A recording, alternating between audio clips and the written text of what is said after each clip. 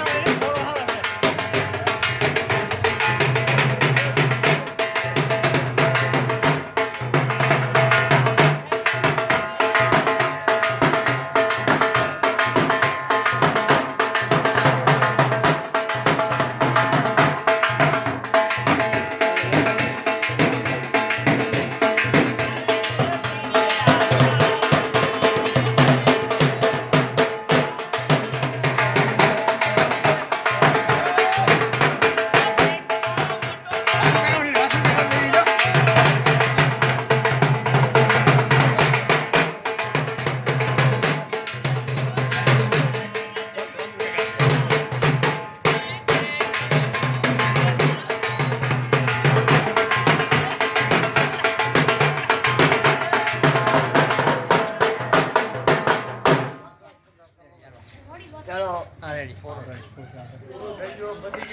હા પાણી પાણી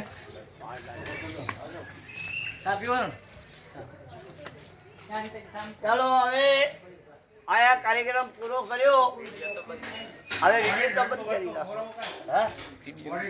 હવે જે તમારે નથી બંધ કરી નાખો. એવા હા પૂરો થઈ ગયો. તો ભવાઈ પ્રોગ્રામ કર્યા છે રાજકોટથી.